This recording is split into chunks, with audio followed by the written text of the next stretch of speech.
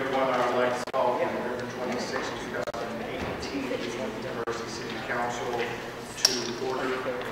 Ms. Reese, would you please call the roll? Councilmember Clinton. Present. Councilmember Clark. Councilmember McMahon. Here. Councilmember Hales. Here. Councilmember Kusick. Here. Councilmember Smitherson. Here. Mayor Crowe. Here. You have before you the agenda. There were no changes made during the study session. A motion that the agenda be approved. Mr. McMahon, seconded by Ms. Carr. Those in favor, please signify by saying aye. Aye. Opposed? The ayes have it. We have no proclamations this evening. The approval of the minutes from November the 12th regular session. A motion that they be approved. Ms. Carr, second Mr. McMahon. Any discussion? Hearing none, those in favor, please signify by saying aye. Opposed? The ayes have it. There are no appointments tonight. Swearing in this evening is Ms. Teeters Brown in the audience. I do not believe she is here, so we will move forward. This is our first section of citizen participation. I beg your pardon? Well, there you go.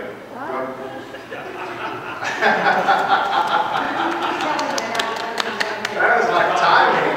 That is timing.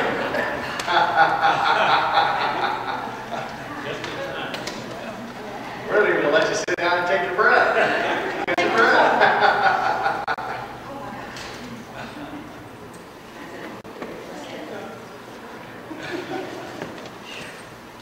I apologize, everyone, for your elevator issue.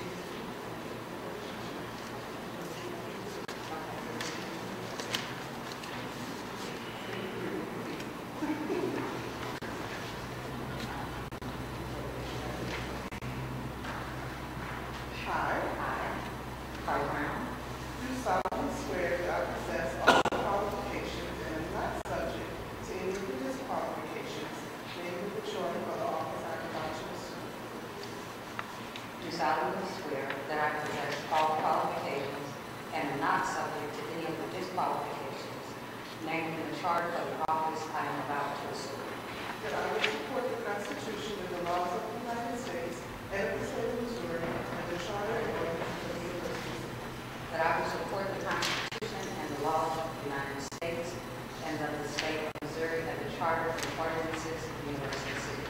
And that I will faithfully and conscientiously discharge the duties of the office I am about to assume with impartiality and justice. And that I will faithfully and conscientiously discharge the duties of the office I am about to assume with impartiality and justice.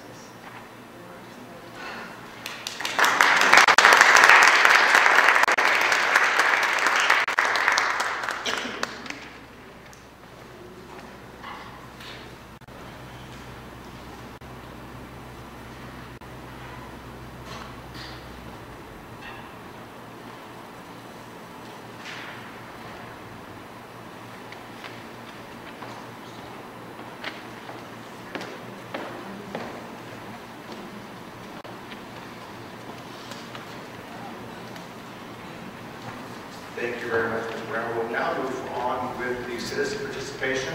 Each citizen is allowed to speak for 5 minutes. When your name is called, please come to the podium and give your name and address. The first section of citizen participation is limited to a total of 15 minutes. The first request to speak is from Ms. Erin Ginsburg.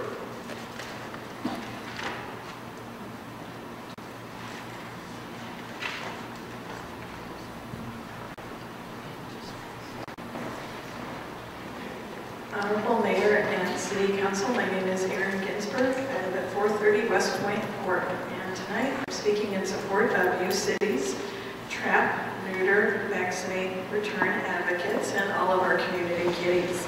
Yesterday, during the rain and hail and the tornado warning, U City TNR volunteers were busy humanely trapping cats and preparing them for neutering and vaccinations. All this veterinary care is being done at no cost to University City. Residents just want protections in place for our colony cats. We look forward to having positive discussions with animal control staff and continuing to share TNR resources and information.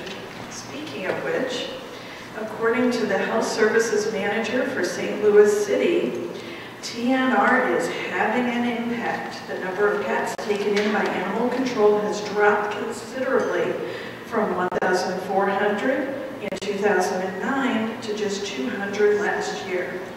Thank you for considering a TNR ordinance for your city. I'd also like to thank Mike for streaming tonight's council meeting and commend the Post-Dispatch and West End Word for their fact-based coverage of our municipal news. I haven't seen anyone from the Patch attending meetings lately.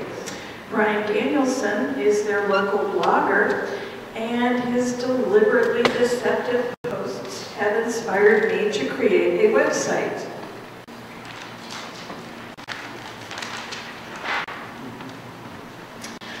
This site is my way of counteracting Ryan's bias with balance, correcting his misinformation with facts, and amending his omissions with evidence.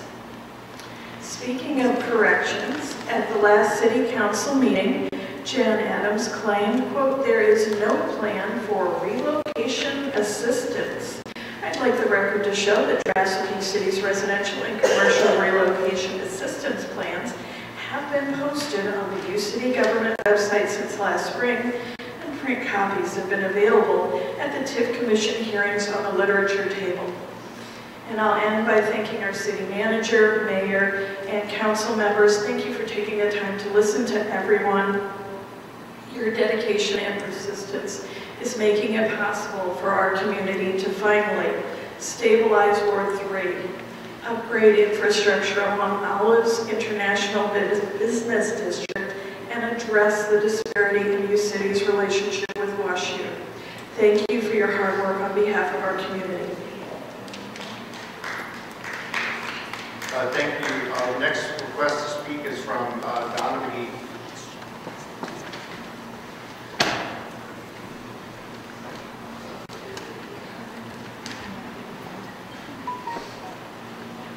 Good evening. I'm Donna McGee, 7584 Melrose. Again, thank you for this opportunity to come before you. I pray that you all have a nice Thanksgiving. Yes, it's me again. I don't go away and don't give up. That's just part of my character, especially when it's something as important and great as this tree. I know some see it as a tree. It's been there for a while, but however, I'm a human taxpayer and I have concerns. It's not about me getting any money or anything or benefit from the tree. Trees are very important. I love them. Again, I'm not a tree hater. I track trees, okay? I know that the Farmers Almanac is projecting a very harsh winter. So whenever there's any kind of storm, I'm always concerned. Even during the summertime, the tree branches were dry, very extremely dry. The tree that fell 2 doors down from me was greener than the tree in front of my home. And when it fell, the cross-section, like I said, was as hollow as I don't know what. So it had to have been rotten for a while. So there have been some really neat people with the forestry department, Mr. C9. Like I said, he's very attentive. And there have been some others who helped me along the way. So I'm very grateful for that. However, the tree is still an issue. Having had the history of a city tree falling on my car, it fell across the street. It was that huge onto my car. Had I been in that car, I would have been injured. I'm in this house, love my house. However, if this tree falls, this hardwood tree, it's going to cause injury, death, or it's going to cause some big issues. Again, it's the end of November. The tree is not pruned. I'm still looking at branches hanging over my yard, over my roof rather, in the front of my home. Leaves are in my gutter, making it heavy. I love raking leaves. I'm not being pretentious when I say that. Raking out 9 days, but it was fun, very relaxing to me. That's just me. However, it's not about leaves. It's not about the balls that fall off the tree. It's about safety. I've treated a number of patients with injuries similar to that. I don't want any injuries from the children who playing hide and seek in the area and branches are falling. I bundle them up and I put them away. I don't want any injuries sustained by anybody who's in the yard or whatever. The profit of a lawsuit does not faze me. Okay, I've treated enough patients to know that money can't buy your health. A head injury is a lifelong issue that taxpayers and insurance companies will have to pay for. So my comment to you is to see if we can come to some kind of conclusion. I'm a taxpayer. Trees don't pay taxes. If you have a tree bank, and the city does, with numerous trees, I've looked at that tree list. I'm willing to work with the forestry department to pick out a tree that can replace that tree. If the tree grows to be as big as that one, I probably won't be hanging around on this side of the earth. So it'll be the next man's problem. But I think that it would make sense to have something smaller at the base of that driveway. Again, I'm grateful for the driveway issue being addressed, but I won't go away. Not that I'm being stubborn or belligerent in any way. I'm very respectful, and I thank Councilman Clark for commending me on that, but I'm just being me. That's how I was raised. I don't come up here bashing anybody. But I do come up here when I have a concern, and I think it's a legitimate concern. I won't go away just because I think that God gives man the ability to make decisions instead of calling something that falls an act of God. It's not raining, it's not snowing right now, so this is still an opportunity to address it. So again, I thank you for this opportunity, and you all have a wonderful evening. Thank you. Our next request to speak is Mark McNamara. And for those of you who came in after we began, please state your name and address for the city clerk, and these speakers limited to 5 minutes. My name is Mark McNamara. Please turn the microphone on, hit the bottom button, and sit there. Thank you. My name is Mark McNamara. I live at 7554 DeJoey Lane, 3rd Ward. We've had a constant problem since I moved in. There were piles of trash at the end of my cul-de-sac. I called, and eventually got picked up. More piles of trash replaced. They got a call, they would get picked up. I kept calling. I became the nuisance on the end of the cul-de-sac, and they stopped coming to pick it up. I had 4 piles out there. Wayne came out and looked at it. After contacting the police, after contacting sanitation department, street department, trying to get a hold of forestry, nobody would come out and fix this problem. I still, to this day, this afternoon, a city truck came out there, ran a chainsaw for 2 or 3 minutes, and left, not having moved anything. I didn't even see what they cut. The end of our cul-de-sac looks like a dumping ground.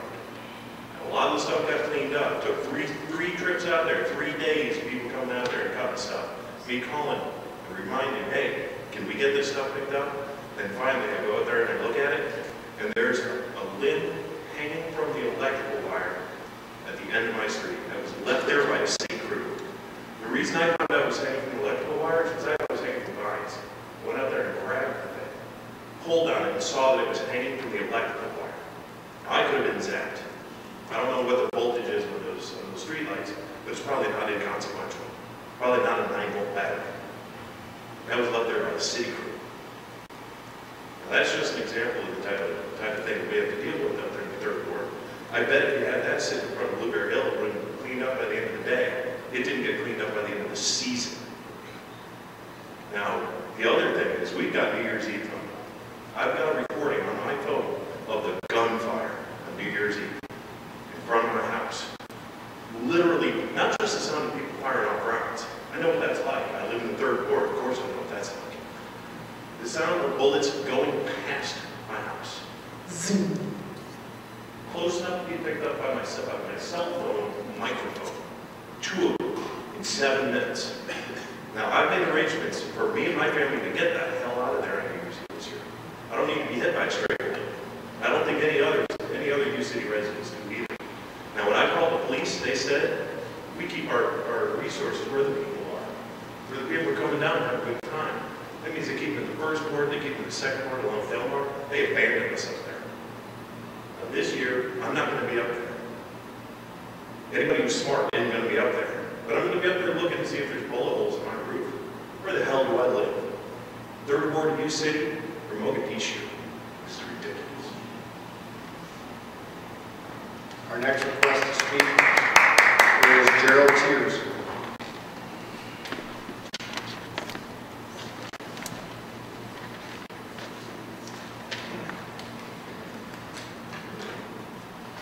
Gerald Tears, 7345 Chamberlain. Well, I find myself tonight in strong agreement with our mayor. I was at the study session a couple of weeks ago with regard to WashU, and while I definitely agree that we have some issues with WashU, the statement made by the mayor, which was, I'm not real concerned about that yet, or words to that effect, I agree with, because my understanding is right now we have one priority, and it's that 170 project. If that doesn't get done right, it's not going to matter a whole heck of a lot what else doesn't get done right, because we need that thing. So I'm hoping that while we can spend some time on the WashU issue, that we're certainly not going to use any resources that are needed to do something to move that 170 project forward. So I'm sure that you're smart enough not to do that. I just felt like it was time for a citizen to say something, and here I am. Okay, with regard to the 170 project, I still think we need a little bit more PR on that. I realize that there's things on the website. They're not always the most clear things in the world. And I still run into people who think that the TIF is way too rich. My understanding is that the 10 or is it 13 million is coming actually out of that. At least that's what I understood from Mr. Rose, who said that as soon as the TIF goes through, that money will be available. I believe that is correct. If it's not, perhaps that could be stated, but it would be probably useful to put some sort of frequently asked questions up on the website so that people could be aware of exactly what's concerned in the project, what happens in each area. Now, I know there are some things there, but apparently they're not either not being read or something's not happening because people are still confused, let's put it that way. So, just a suggestion. I'm not complaining really. I do want to see that thing go through, and I hate seeing in reports that it's what's the term? Not really controversial, but contentious. That's the one. Contentious has been used in a few newspaper reports, and I really didn't think it was that contentious unless you count like 3 or 4 people who often show up here. So that's about all I have. I hope that you'll take it to heart. Thank you. Thank you very much. That concludes this portion of our citizen participation. We'll now move to the next item on the agenda. I would like to open the public hearing at 6:48 p.m. for Perfect Taste liquor license at 6310 Del Mar Boulevard. Ms. Reese, do we have any requests to speak? No, not at this time. Thank you very much. I will close the hearing at 6:48 p.m. We'll now move forward with the consent agenda. Before you have 4 items placed on the consent agenda by the city manager. Is there a motion to approve? Motion by Mr. Hales. Is there a second? Ms. Carr. Those in favor, please signify by saying aye. Opposed? The ayes have it.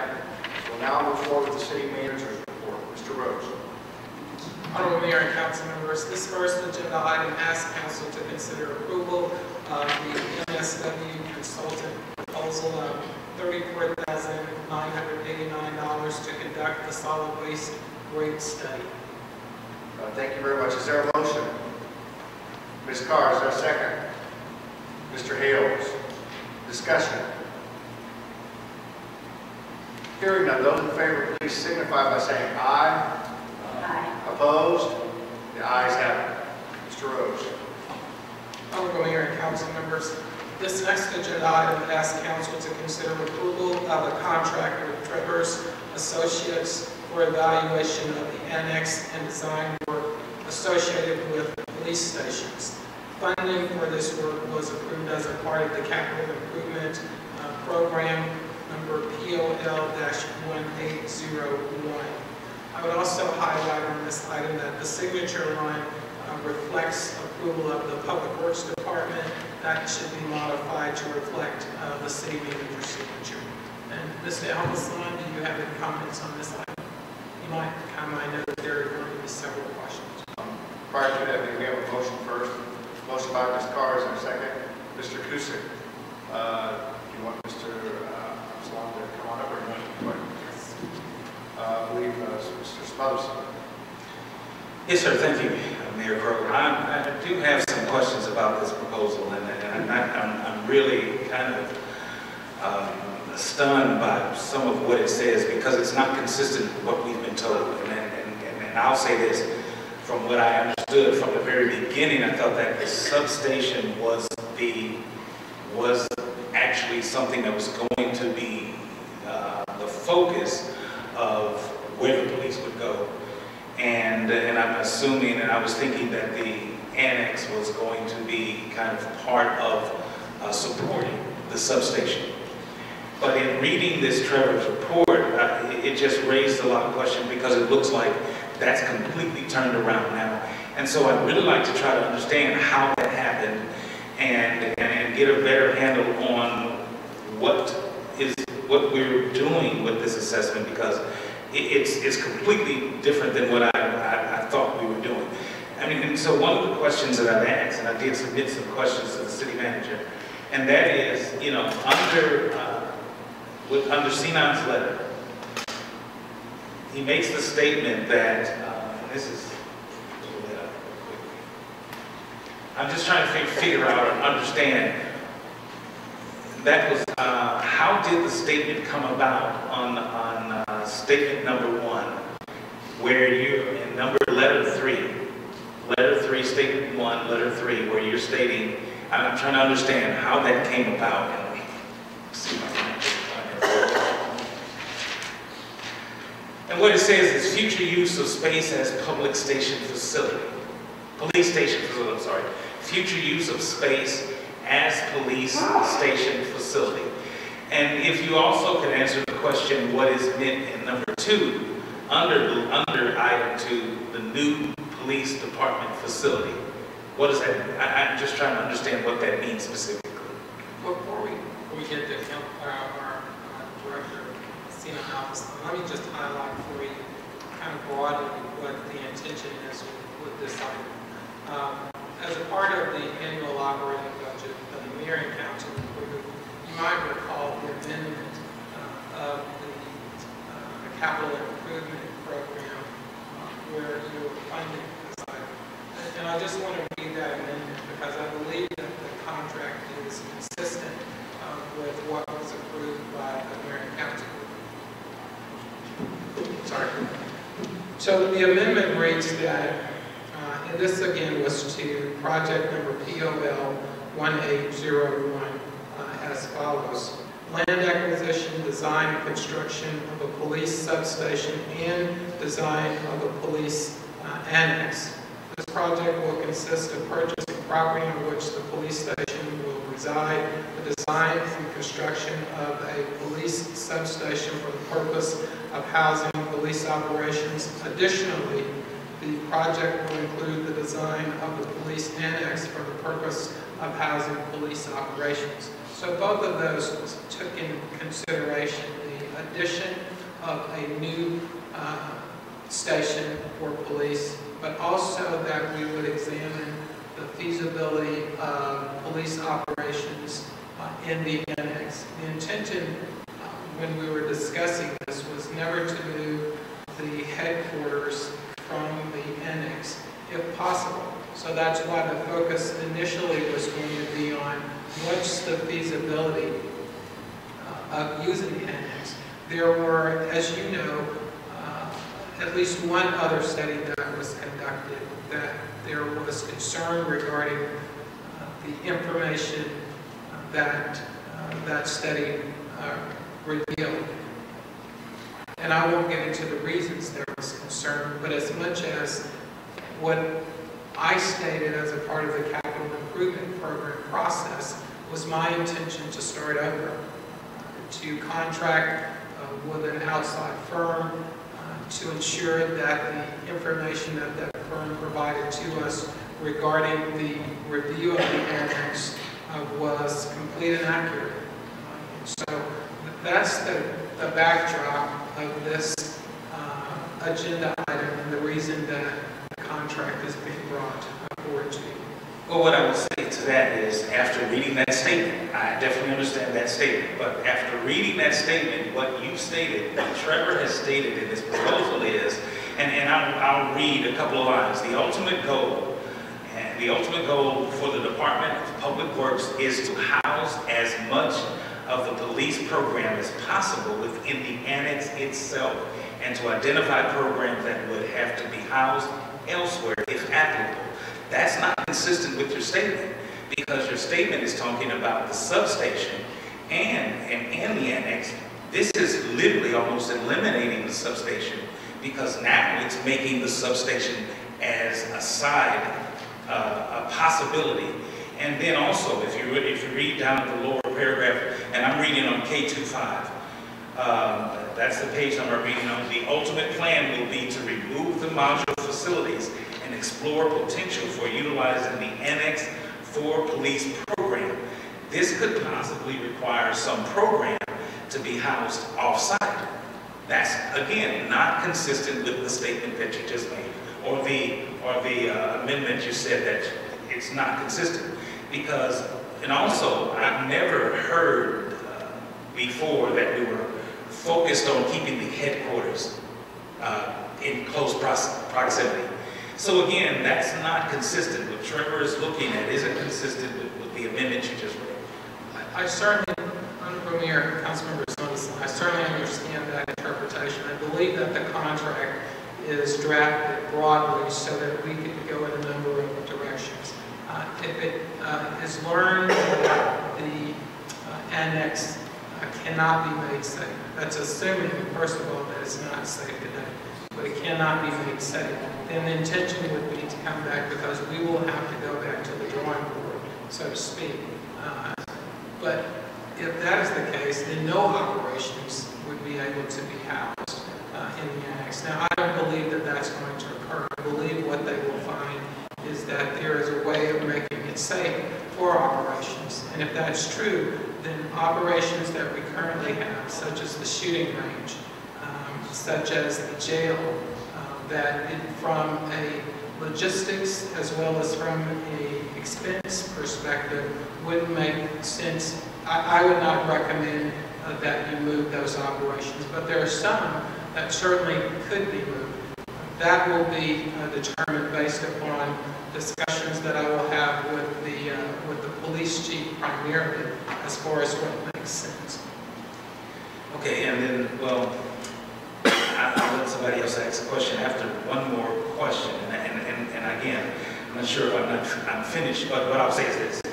The other statement that I looked at that I found interesting and worrisome is the statement, and this is on K25, paragraph 4. University City has identified the Clayton Police Department facility and practices as a good example of the desired outcome. Who is University City? I'm trying to understand. I'm trying to understand, when did is University City the council, or is University City administration? And if it's a council, when did we approve or consent to approve that Clayton was the desired outcome? Honorable Mayor, Councilmember Smotherson, what the Mayor and Council have directed staff to do was to evaluate, when you approve the annual operating budget, is to evaluate the index, as well as to see what operations were going to be feasible. And as a part of those discussions, especially as it relates to the new facility, trying to make that more of a state-of-the-art type of facility. So along with that, we, staff, visited the Clayton facility. That was myself, Mr. Edelstein, and Chief Hampton, to determine what was the, based upon Clayton's needs, what was the outcome as it relates to the construction that occurred, what was the quality of that construction, what were the operations that were at the Clayton facility. As you know, that's a consolidation of their police operations, which is inconsistent with what I've recommended to you thus far. But I do believe that there were some lessons learned from that tour. And if you notice, the language even included in the agreement is simply that that would be an example. There are other examples that we can use. That was just one that was highlighted because we actually conducted the tour. Okay, thank you. I just wanted to kind of get clarification on that. Clay? Yes, thank you, Mayor Crowe. Thank you, City Manager. As I've stated before, as it relates to the police facility, I have no opinion either way. I know some of my student colleagues do. The City Manager seems to have some thoughts on what policing in the facility should look like. I would offer perhaps this way of thinking about it. So we do have the annex, and certainly it is incumbent upon us to do something with it. We need to make it habitable, yet it just sit in decay. We certainly don't want that. Our police need to go somewhere.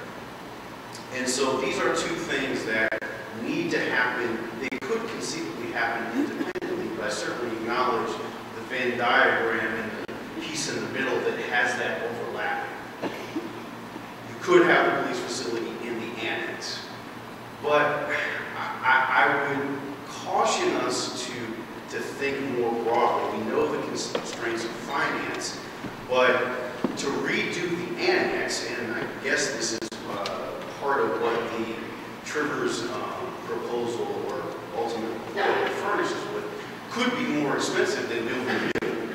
And so I just want us to remain open to possibilities, be it annex, be it 2 stations, be it 1 singular station in a yet to be determined location, just so we can make the best decision possible. Because, and I know everyone's committed to that, let me be clear, because as I've stated before, this is a generational decision.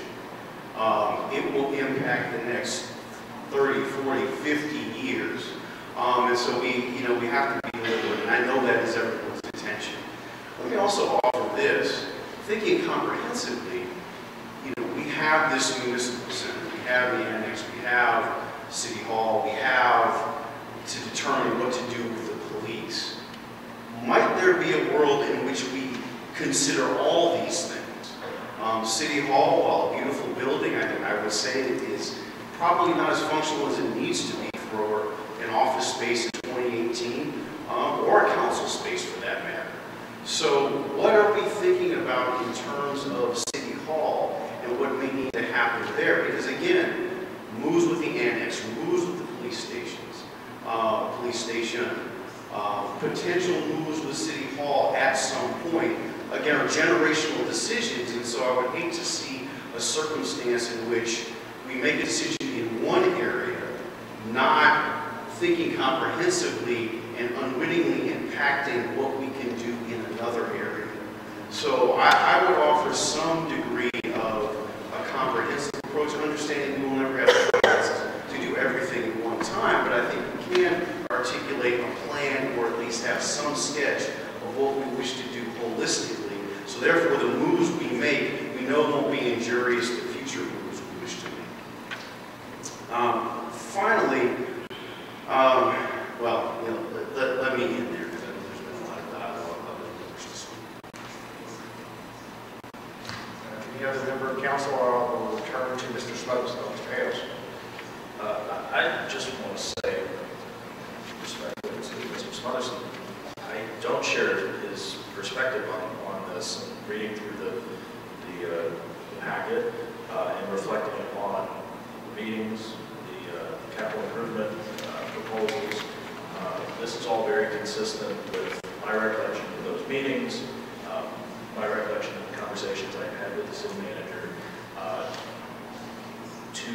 To build a substation, it is a substation, so in my mind, that is not the primary location. But he's, at least to me, and I think in the meetings, has made very, very clear that part of this process is to identify what can be housed in each place. And so this whole process, the entire point of this is to determine what the best path and the most efficient path forward is in my mind, and I just wanted to put that on the record. Thank you. Mr. Smothers. Well, I'll end with this, and I just hate to see, it almost feels like the way that we're treating our police department is less than what they are. And that's the feeling that I get from this, because We have an award-winning, publicly, I would say regionally recognized police force that has been recognized by the Ferguson Commission, recently recognized by the ADL, and that's more so than any other municipality. We have a police force that actually is recruited from by other municipalities simply because of the experience they gain here and not in other municipalities. But yet and still, here we are, and I'll make this, and I'll continue to say this, and I'm almost like Donna McGee. I'm going to continue to say this, and I'm not going to let this go. But that is, I think this is the wrong direction. But I am very interested and open to understanding that I do appreciate that this assessment is saying that if it's not going to work, they're going to let us know that, and I appreciate that. But I just kind of curious to see what direction this goes in. I think the best outcome and the best process for this is to build a police station and just leave it at that. That's what would actually make the difference. And I find it interesting that the last thing I'll say is that I don't understand what makes us so different than other municipalities. Yeah, I mean, you go straight down Olive Street Road, Olivet has done this, Creve Coeur is in the process of building one. And I don't know what makes us, and there are a number of other municipalities. But, okay, if this is the direction that we're going to go, I'm curious to see where this assessment takes us. So, and I'll leave it at that. Thank you. Mr. Clay. Very quickly, I'm going to address my questions to City Manager Rose. Is it part of this process that at the end, we as a council will receive a couple of different options? Essentially, here's what it looks like in the annex, the annex substation, build a lumber, perhaps a fourth, fifth option. I don't have the wisdom to contemplate, but is that the idea before the final ultimate decision is made? Honorable Mayor, Councilmember Clay, the intention, if this item is approved, is to first focus on the annex to determine whether it's feasible to have our operations there. Now, if it is, then we will identify, including the annex, what the options are that's available for you for housing police operations. And if it's not feasible to house police operations in the annex, then we'll need to make some recommendations regarding how we see advancing the placement of police. So in either case, this is just the start, and we'll come back to you with a set of recommendations based upon the options that you will have. That will look at it from a facilities as well as from a financial perspective. But can I also say, one quick second, one of the questions I received from Councilmember Smothers is what makes us different? And what makes us different is our border cities, quite frankly. To be honest with you, Clayton doesn't have the same problems that University City has, because University City is the border of Clayton.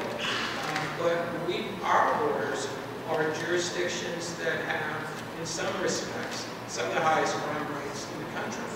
So we can't take the same approach that other jurisdictions take to suppress crime or mitigate crime. We have to be different. And the reason that I'm proposing the second station, I would not do this. I would not make that same recommendation if I were the city manager of Clayton, because they are a very different community. I'm recommending this because at the end, our focus isn't on just what does a police facility provide to us.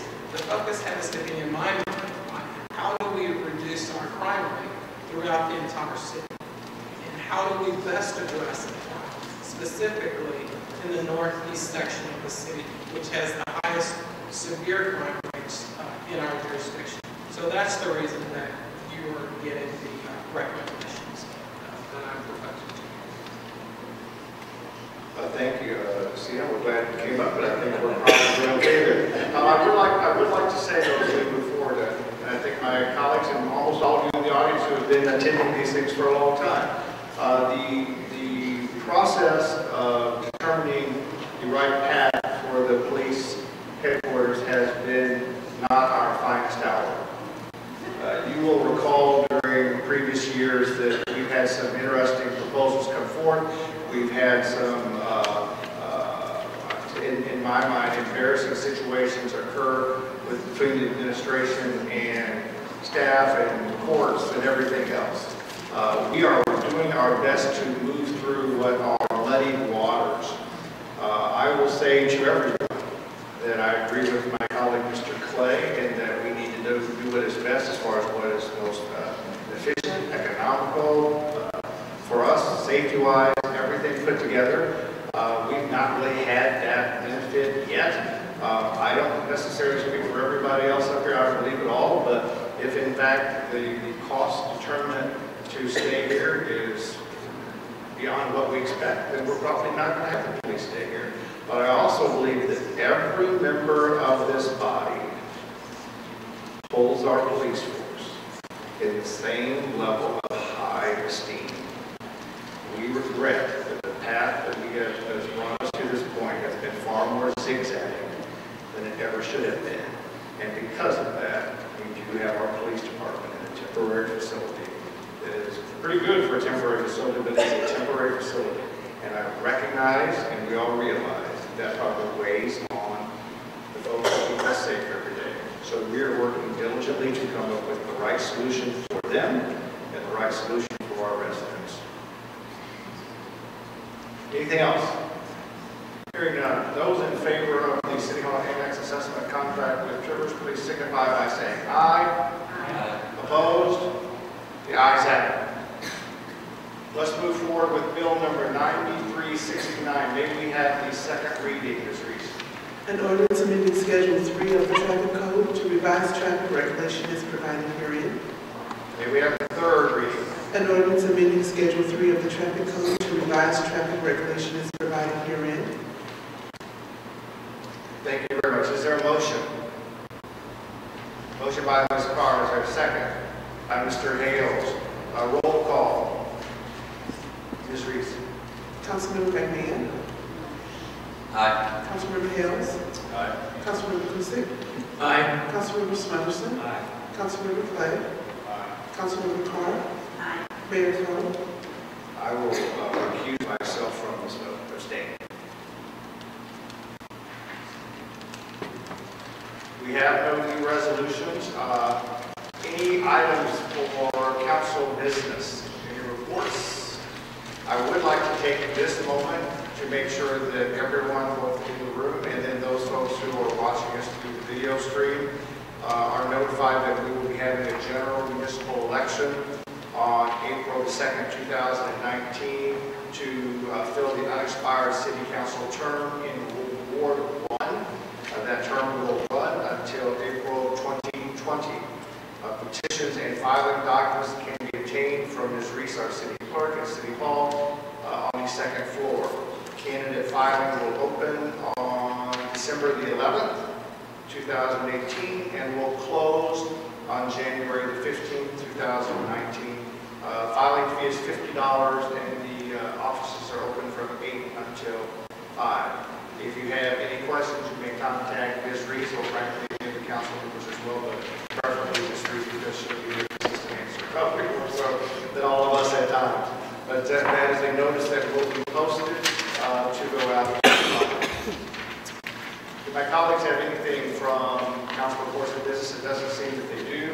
We have no further requests to speak from citizens. Council comments. No council comments. I would welcome a motion to adjourn. Ms. Carr, second by Mr. McMahon. Those in favor, please signify by saying aye. The ayes have it. Have a pleasant evening.